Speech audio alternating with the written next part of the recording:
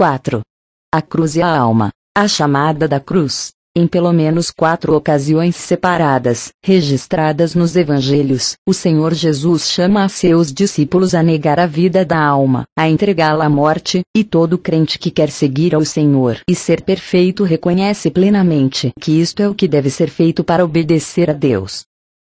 Senhor Jesus menciona a vida da alma em todas essas chamadas, embora com ênfase diferente em cada uma. Como a vida da alma apresenta-se de várias formas, o Senhor dá ênfase a uma diferente a cada vez. Todo aquele que queira ser um seguidor do Senhor deve prestar atenção ao que ele diz. Está instando os homens a que entreguem sua vida natural na cruz. E quem não toma a sua cruz, e não segue após mim, não é digno de mim. Quem achar a sua vida perdê-la-á, e quem perder a sua vida por amor de mim achá-la-á.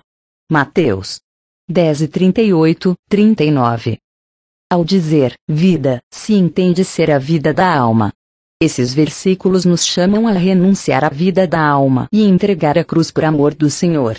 O Senhor Jesus explica como os inimigos do homem serão os de sua mesma casa. Como o filho, por amor do Senhor, se enfrentará contra seu pai, a filha contra sua mãe, a nora contra a sogra. Isto constitui uma cruz e a cruz denota ser crucificado. Nossa inclinação natural é querer a nossos amados e nos deleitar com eles. Somos felizes ao escutá-los e estamos ansiosos de responder às suas chamadas. Mas o Senhor Jesus chama a não nos rebelar contra Deus por causa de nossos amados. Quando desejo de Deus e o desejo do homem estão em conflito, temos que tomar nossa cruz, por amor ao Senhor, e entregar nossos afetos anímicos à morte, embora a pessoa que amamos seja íntima para nós e embora sob circunstâncias ordinárias resistiríamos em feri-la. O Senhor Jesus nos chama desta forma a que sejamos desapegados de nosso amor natural. É por esta razão que ele declara que, o que ama a seu pai ou a sua mãe mais que a mim, não é digno de mim. V. 37. Se alguém vier a mim, e não aborrecer a pai e mãe, a mulher e filhos, a irmãos e irmãs, e ainda também a própria vida, não pode ser meu discípulo. Quem não leva a sua cruz e não me segue, não pode ser meu discípulo. Lucas 14:26 minutos e 27 segundos. Pois bem, Mateus nos mostra na questão do afeto que os crentes deveriam escolher amar primeiro ao Senhor, mais do que a própria família. Em Lucas significa que a atitude deve ser mantida para o amor que surge de nossa vida anímica. Deveríamos aborrecê-lo. Falando de modo estrito, não podemos amar simplesmente porque os objetos de nosso afeto são aqueles a quem amamos com amor natural. Por próximos amados que sejam nossos pais, irmãos, irmãs, esposas e filhos, são postos na lista como proibidos. Este amor humano flui da vida da alma que se adere aos desejos do coração e reclama amor em troca. O Senhor sustenta que esta vida da alma deve ser entregue à morte. Embora nós agora não vejamos a Ele, Ele quer que nós o amemos.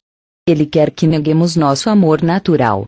Ele quer que nos desprendamos de nosso amor natural para outros a fim de que nós não amemos com nosso próprio amor.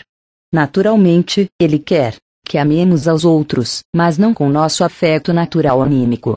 Se amamos, que seja por amor ao Senhor e não por amor a eles.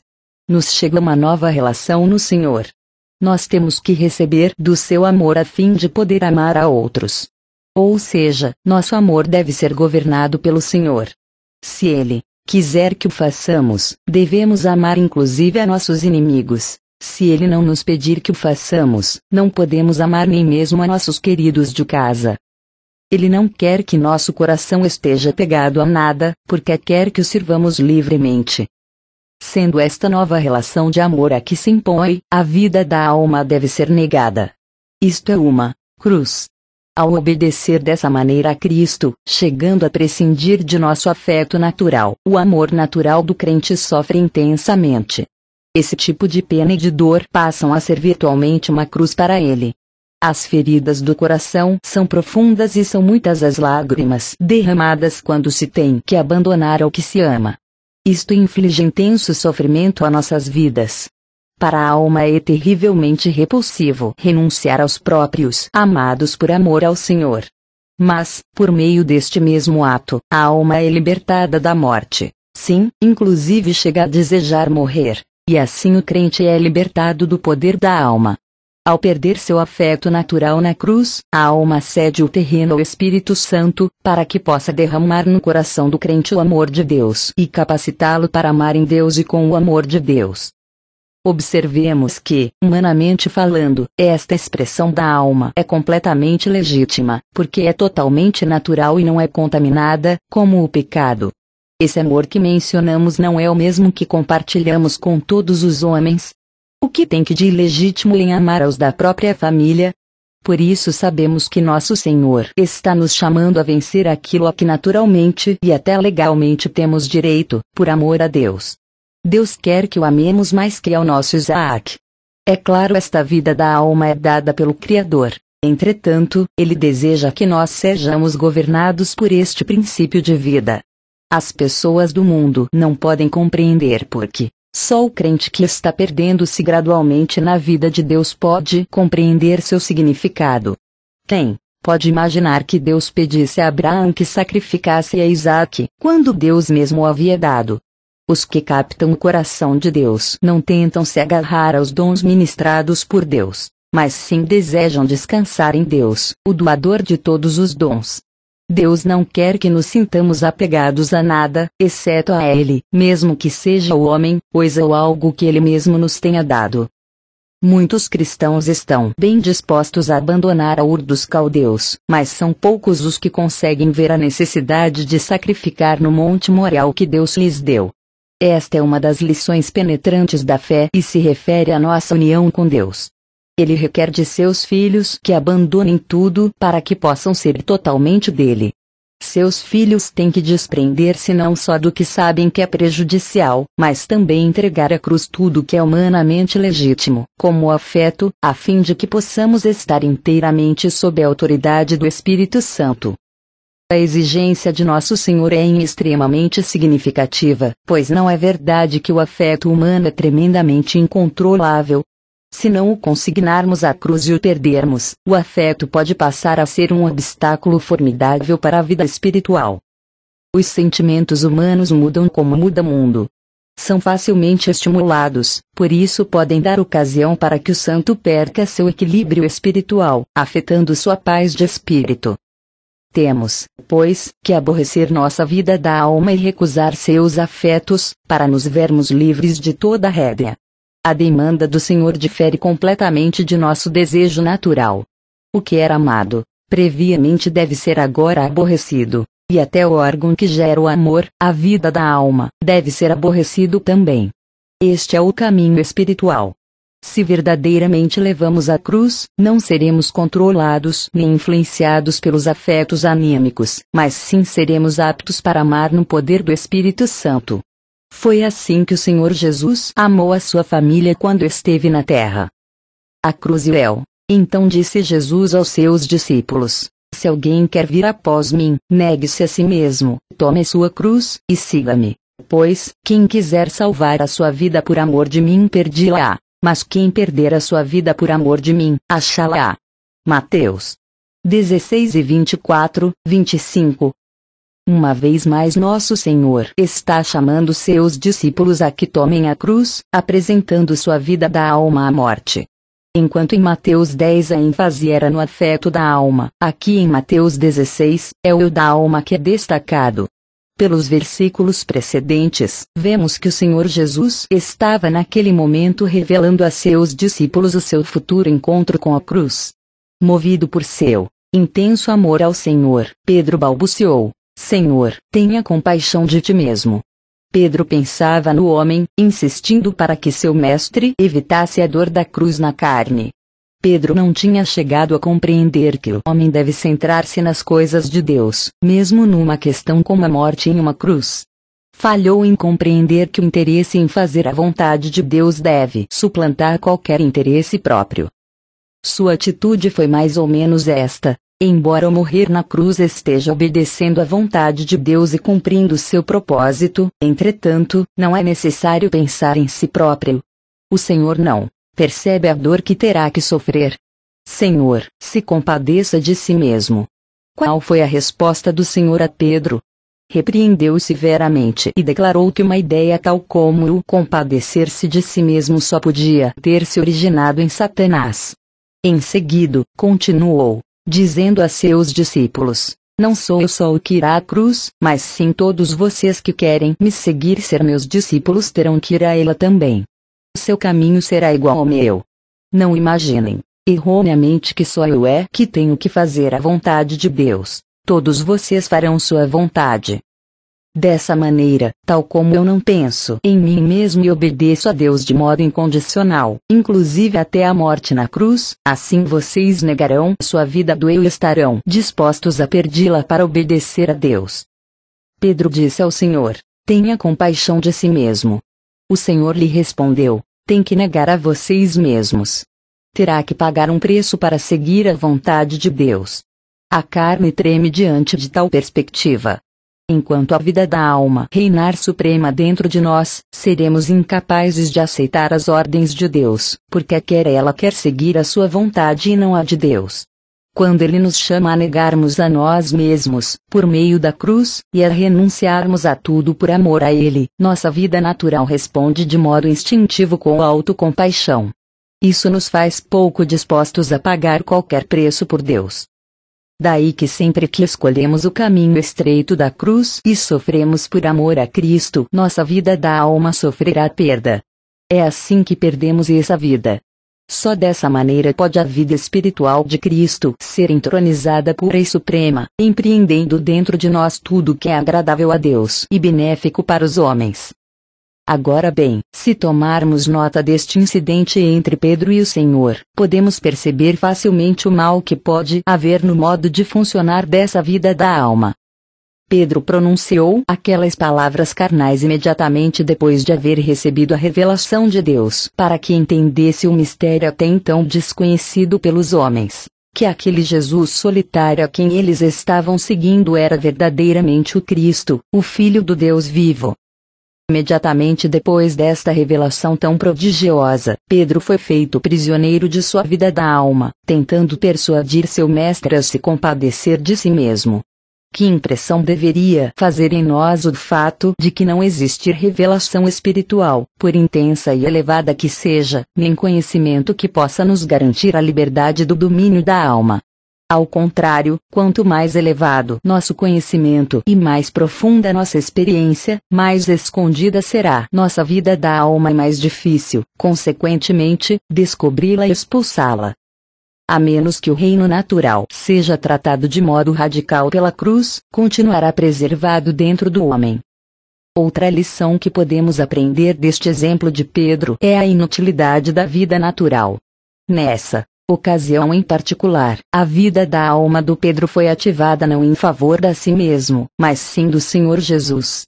Ele ama o Senhor, tem compaixão dele, deseja que o Senhor seja feliz, resiste a que o Senhor sofra estas coisas. Seu coração é reto e sua intenção é boa, mas está fundamentada na consideração humana derivada da vida da alma. E o Senhor rejeita todas essas considerações. Até mesmo desejar em favor do Senhor não deve ser permitido se se fizer conforme a carne. Isso não demonstra, sem sombra de dúvida, que podemos ser anímicos ao servir ao Senhor e desejá-lo. Se o próprio Senhor Jesus nega sua própria vida da alma para servir a Deus, certamente não quer que nós o sirvamos com essa vida da alma. Ele chama os crentes a entregar seu eu natural à morte, não simplesmente porque ama o mundo, mas também porque pode inclusive desejar em favor do Senhor. Nosso Senhor nunca nos cobra pelo quanto fazemos, Ele só inquire de onde procede o fazer. Ao mesmo tempo em que Pedro expressa seu afeto pelo Senhor, está inconscientemente revelando sua atitude para si mesmo. Estima o corpo físico do Senhor em mais que a vontade de Deus. Tenta persuadir ao Senhor Jesus para que seja cuidadoso consigo mesmo. A personalidade de Pedro, portanto, é plenamente revelada. O eu sempre opera de modo independente da vontade de Deus, porque quer servi-lo segundo o que parece bom a si mesmo. Atender aos desejos de Deus significa despojar-se da própria alma. Sempre que se obedece sua mentalidade, a ideia da alma fica esmagada. por Pedro ter deixado sua alma falar. Nessa ocasião de Mateus 16, o Senhor Jesus chamou a seus discípulos a que abandonassem sua vida natural. Mas o Senhor indica, além disso, que o que Pedro falara procedia de Satanás. Por isso podemos compreender até que ponto Satanás pode empregar a vida do eu do homem. Enquanto ela não é entregue à morte, Satanás possui um instrumento operativo. Pedro fala, porque quer bem ao Senhor, contudo, é manipulado por Satanás. Pedro roga ao Senhor que se tenha considerações, não sabendo que esta petição é inspirada pelo inimigo. Satanás insiste com as pessoas para que amem ao Senhor, inclusive as ensina a orar. Satanás não sente apreensão pelas pessoas orarem ou amarem ao Senhor. O que o faz tremer é que ao amar ao Senhor ou orar a Ele não o façam com sua energia natural. Enquanto continua a vida da alma, seu negócio prospera. Que Deus nos mostre quão perigosa é esta vida, porque os crentes podem chegar muito rapidamente à conclusão de que são espirituais meramente porque amam ao Senhor ou admiram as coisas celestiais. O propósito de Deus não pode ser realizado enquanto Satanás continua achando oportunidade para trabalhar por meio da vida da alma que se mantém sem ter sido entregue à morte da cruz. A autocompaixão, o amor próprio, o temor do sofrimento, o retrair-se da cruz, são todas manifestações da vida da alma, porque sua motivação primária é a preservação do eu. Resiste, bravamente a sofrer qualquer perda. É precisamente por isso que o Senhor nos chama a que neguemos ao eu e tomemos nossa cruz a fim de esmagar nossa vida natural. Cada cruz que nos é apresentada, nos chama a abandonarmos nosso eu. Não deveríamos abrigar amor ao eu, mas sim depor nossas vidas pelo poder de Deus. O Senhor nos diz que esta cruz é nossa, porque cada um recebe de Deus sua cruz particular. Esta é a que temos que levar. Embora seja nossa cruz, entretanto está intimamente relacionada com a cruz do Senhor. Se na disposição que Cristo mostrou em relação à sua cruz estivermos dispostos a tomar a nossa, então acharemos que o poder de sua cruz permanece em nós e nos capacita para perder nossa vida natural. Cada vez que tomamos a cruz, sofremos a perda da vida da alma. Cada vez que fugimos da cruz, a vida da alma é alimentada e preservada. O Senhor Jesus não nos afirma que o tratar de nossas inclinações naturais seja algo que possa ser feito de uma vez e fique permanentemente resolvido. Achamos em Lucas a palavra diariamente acrescentada à chamada de nosso Senhor para que tomemos a cruz. O levar a cruz é contínuo. A cruz que condenou o pecado à morte é um fato consumado. Tudo o que nos resta é que a reconheçamos e a percebamos. Mas a cruz por meio da qual nos desprendemos de nossa vida da alma é diferente. O negar-se a si mesmo não é uma questão já feita e completamente terminada. Temos que experimentá-lo diariamente. Bem, isso não significa que não se chegue a perder nunca a vida da alma, ou que só será perdida lentamente. Simplesmente fala do fato de que a cruz que trata da vida da alma opera de modo diferente da que trata do pecado. E qual é a razão? É que a morte para o pecado foi realizada em nosso favor por Cristo. Quando ele morreu, nós morremos com ele. Mas o negar a vida da alma não é uma coisa já consumada. Requer que tomemos nossa cruz diariamente por meio do poder da cruz de Cristo e decidamos diariamente negar-nos a nós mesmos até que seja eliminada. A renúncia à nossa vida natural não é algo que se faça de uma vez para sempre. Quanto ao pecado, só temos que tomar a base da cruz, Rm. 6:6. Imediatamente somos libertados de seu poder e de nossa servidão ao mesmo. Isso é experimentado em um momento com uma vitória plena e perfeita. Mas a vida do eu tem que ser vencida passo a passo.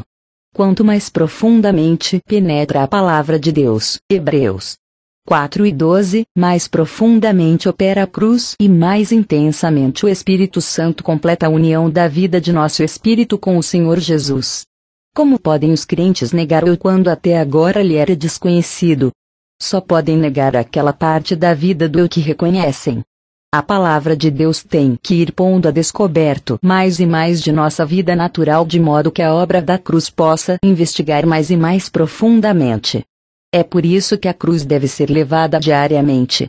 Conhecer mais da boa vontade de Deus e conhecer mais Deus proporciona à cruz mais terreno em que operar.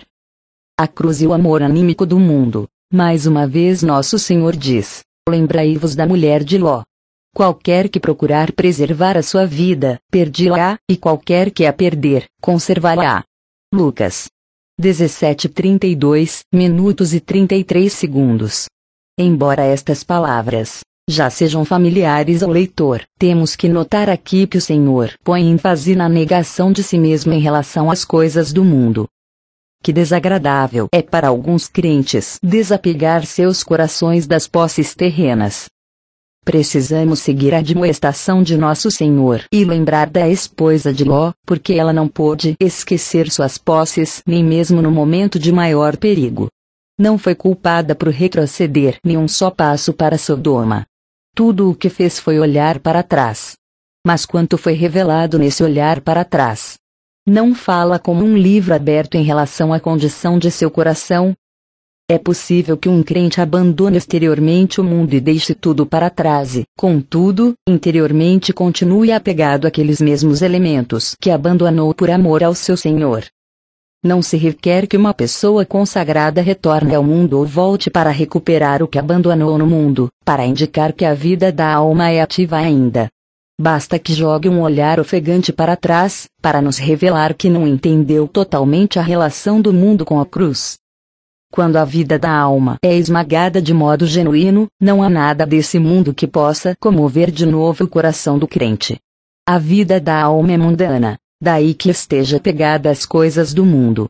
Só depois que se está realmente disposto a oferecer sua vida da alma à morte, estará apto para seguir o sermão da montanha, sem vacilar nem amedrontar-se.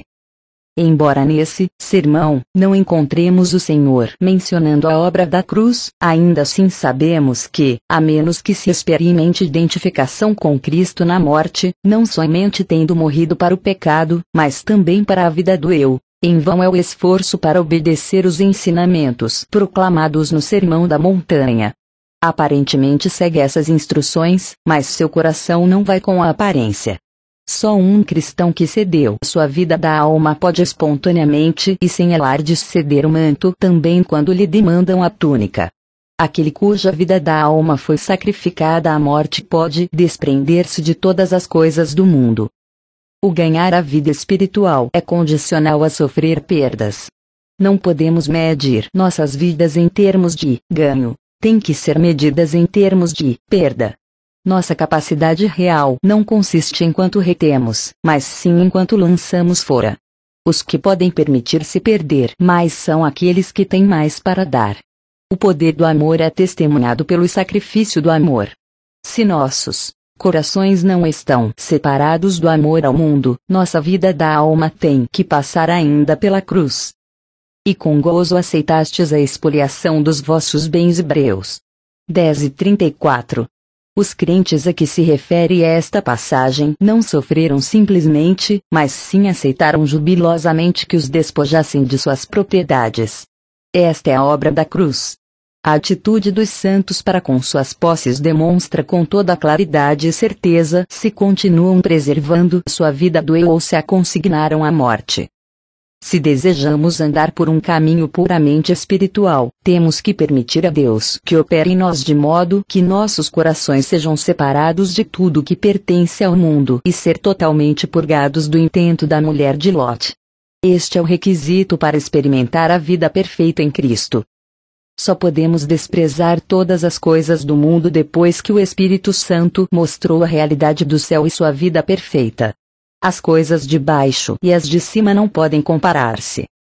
A experiência do apóstolo em Filipenses 3 começa considerando tudo como perda e continua até a aceitação da perda de todas as coisas.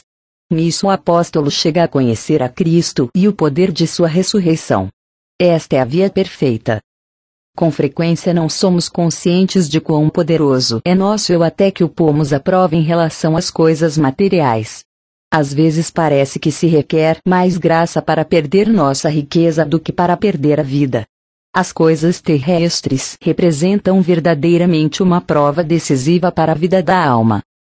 Os filhos de Deus que se permitem comer e beber e folgar requerem uma porção maior da cruz para libertar seu espírito da escravidão e influência da alma e chegar a viver livremente em Deus.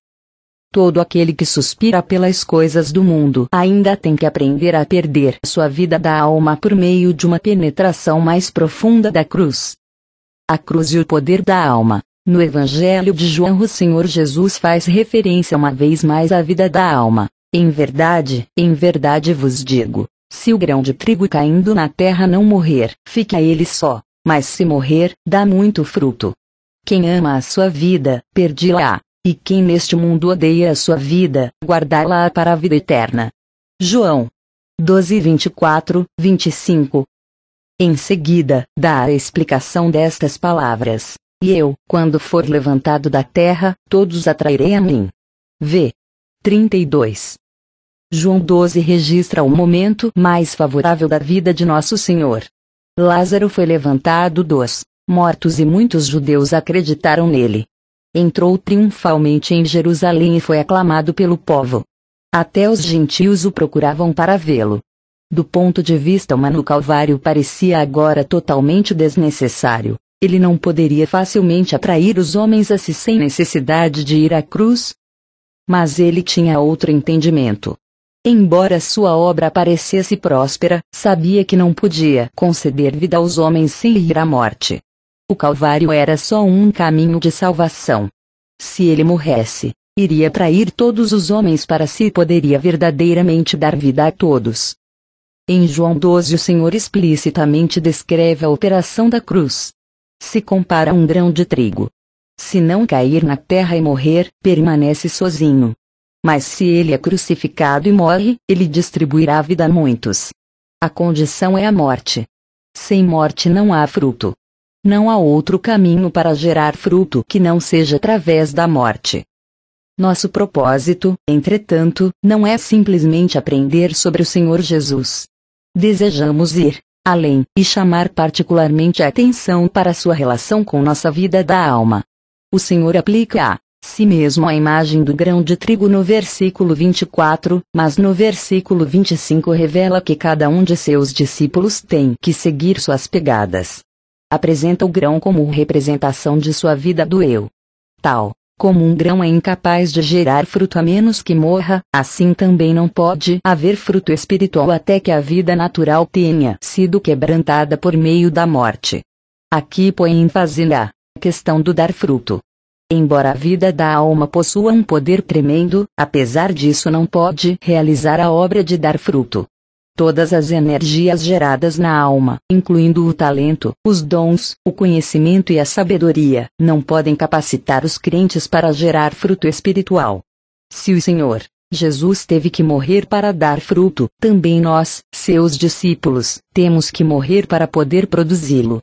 O Senhor considera o poder anímico como inútil para Deus em sua obra de dar fruto. O maior perigo para nós no serviço cristão é nos apoiarmos em nós mesmos e buscarmos os recursos de nosso poder da alma, de nosso talento, dons, conhecimento, magnetismo, eloquência ou sagacidade. A experiência de inumeráveis crentes espirituais confirma que a menos que nossa qualidade de crentes anímicos seja entregue definitivamente à morte e sua vida inibida em todo o tempo, para que não possa operar, se mostrará muito ativa no serviço. Se isso for a verdade deles, como vão poder impedir a intromissão dessa vida da alma àqueles que não estão dispostos a renunciar a ela ou se descuidam em negá-la? Tudo o que pertence à nossa vida natural deve ser entregue à morte para que de modo algum possamos depender disso, mas sim estejamos dispostos, em troca, a ser guiados através da escuridão de uma morte em que carecemos de ponto de apoio, sem ter sensação, carecendo de visão, sem dispor de compreensão e confiando silenciosamente no operar do próprio Deus, até que emerjamos no outro lado da ressurreição para possuir uma vida mais gloriosa. O que aborrece sua vida neste mundo aguardará para a vida eterna. Nossa alma não é aniquilada, mas ao passar pela morte proporciona a Deus a oportunidade de nos comunicar sua vida. Não perder a vida da alma na morte significa uma grande perda para o crente, mas o perdi-la significará guardá-la para a eternidade. Não compreendamos mal esse versículo como se significasse a inatividade de nossa mente e talento. O Senhor claramente afirma que ao perder nossa vida, aguardamos para a vida eterna. Tal como o corpo pecaminoso deve ser destruído. Romanos 6:6 não significa a destruição das mãos, dos pés, dos ouvidos e dos olhos do corpo humano, assim tampouco a entrega da vida da alma à morte não se deve entender como negação ou destruição de nenhuma de suas funções. Até que o corpo do pecado tenha sido destruído, ainda teremos de ceder nossos membros a Deus como instrumentos de justiça. Romanos 6:13 Igualmente, quando a vida natural seja sacrificada à morte, acharemos renovação, avivamento e restrição do Espírito Santo em todas as faculdades de nossa alma. Portanto, não se pode implicar que a partir de então vamos ser de madeira ou de pedra, sem sentimento, pensamento ou vontade, e que não poderemos usar nenhuma das partes da alma. Cada parte do corpo, assim como cada órgão da alma, existe ainda, e temos que empregá-la plenamente, só que agora foram renovadas, avivadas e moderadas pelo Espírito Santo. O ponto em questão é se as faculdades da alma têm que ser reguladas por nossa vida natural ou pela vida sobrenatural que reveste nosso espírito. Estas faculdades persistem como de costume. O que é excepcional agora é que o poder que as ativava antigamente foi posto à morte. O Espírito Santo tem feito do poder sobrenatural de Deus sua vida. Ampliemos esse ponto um pouco mais. Os distintos órgãos de nossa alma continuam que nossa vida natural foi cedida à morte. O cravar a vida da alma na cruz não implica absolutamente que depois vamos carecer totalmente de pensamento, emoção e vontade. De modo claro lemos na Bíblia sobre o pensamento, intenção, desejo, satisfação, amor e gozo de Deus. Além disso, as Escrituras com frequência registram que nosso Senhor Jesus amou, regozijou-se, estava triste. Inclusive diz que Jesus chorou, que ofereceu rogos e súplicas com grande clamor e lágrimas, no jardim do Getsemane. Tinham sido aniquiladas estas faculdades da alma. E passamos a ser pessoas fritas e mortas. A alma do homem é o próprio homem. É onde reside sua personalidade e de onde se expressa. Se a alma não aceitar o poder da vida do espírito, então vai tirar seu poder para viver de sua vida natural ou anímica. A alma como uma composição de órgãos continua, mas a alma como um princípio de vida é negada. Esse poder tem que ser consignado à morte para que unicamente o poder do Espírito Santo possa pôr em movimento todas as partes da alma, sem interferência da vida natural. É aqui que vemos a vida de ressurreição. Sem a vida sobrenatural de Deus não pode haver ressurreição depois da morte. O Senhor Jesus pôde passar pela morte, ser ressuscitado, porque residia nele a vida incriada de Deus. Esta vida não pode ser destruída. Pelo contrário, sempre ressurgirá na plenitude e glória da ressurreição. Jesus derramou sua alma até a morte e entregou seu espírito, no qual havia a vida de Deus, de novo às mãos de Deus. Sua morte o deixou livre da vida da alma, e deixou livre a vida espiritual de Deus para um maior esplendor. É realmente difícil entender por que Deus, ao nos transmitir sua vida, requer depois que experimentemos a morte juntamente com Cristo a fim de que sua vida possa ser ressuscitada em nós. Essa é, entretanto, a lei da vida de Deus. E uma vez de posse da vida de Deus, estamos capacitados para passar periodicamente pela morte e continuar saindo vivos. Ao ir perdendo continuamente nossa vida da alma na morte, podemos continuamente ganhar de modo mais abundante e glorioso a vida de Deus na ressurreição. O propósito de Deus é fazer passar nossa vida da alma pela morte em companhia da sua própria vida em nós. Sempre que sua vida em nós é ressuscitada, em nossa experiência diária, nossa alma também é levantada com ele e produz fruto para a eternidade. Essa é uma das lições mais profundas na vida espiritual. O Espírito Santo unicamente pode nos revelar a necessidade da morte, assim como a da ressurreição. Que o Espírito da revelação nos faça entender quanto nossa experiência espiritual poderá ser sofrida, se não aborrecermos nossa vida natural e a entregamos à morte. Só quando nossa vida acompanhada pela vida de Deus que nos reveste, passa pela morte e pela ressurreição, podemos gerar fruto espiritual e guardá-la para a vida eterna.